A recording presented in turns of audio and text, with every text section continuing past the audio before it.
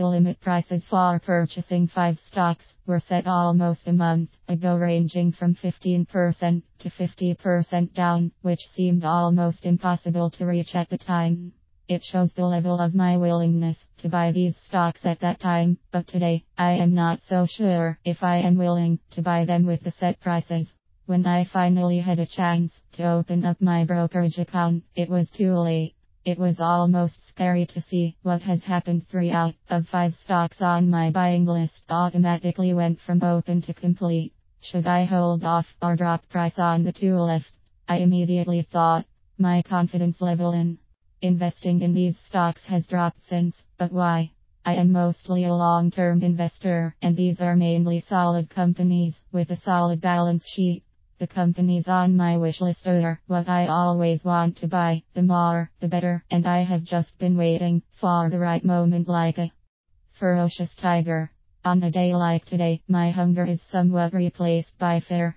The stock market has experienced a roller coaster ride in the last 10 days. DJIA dived to a new low of 16,058 on the first day of September after plunging another 469.68 points or 2.84% since its significant fall on August 20, 2015 to 16,991 after plummeting 358.04 points or 2.06% on that day.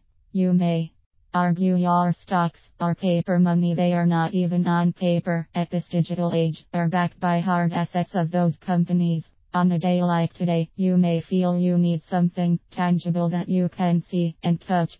Ted Turner, the founder of the cable news network CNN, the first 24-hour cable news channel, and a pioneer and visionary in TV broadcasting, is one of the largest private landowners in the United States. His land is mostly used for ranches to repopularize bison meat for his Ted's Montana Grill chain, amassing the world's largest herd.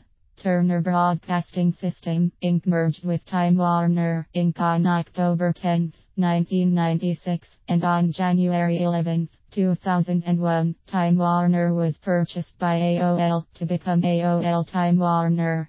The burst of the dot-com bubble hurt the growth and profitability of AOL, which in turn dragged down the combined company's performance and stock price, where he lost his operational role as well. It is estimated that, as Time Warner's biggest individual shareholder at the time, he lost approximately $1 billion when the stock collapsed in the wake of the merger.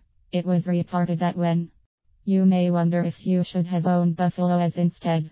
Let's not forget Warren Buffett, one of the richest men on earth, who has made his marks through the financial system that we live in today. When you think of him, it almost makes owning the land and cause absolutely obsolete and totally 17th century.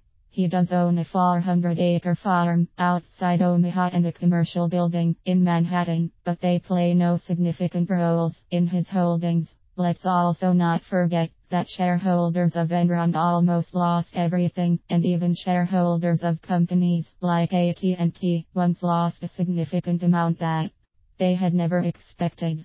The financial guru's advice to his trustee is to put 10% of the cash in short-term government bonds and 90% in a very low-cost S&P 500 index fund, and he suggests that Bart, a close friend of mine, who does not eat red meat except bison, happens to be also a believer in diversification via mutual funds. The concept of diversification still stands, at least for some of us, and you just need to find your own comfort zone of investing.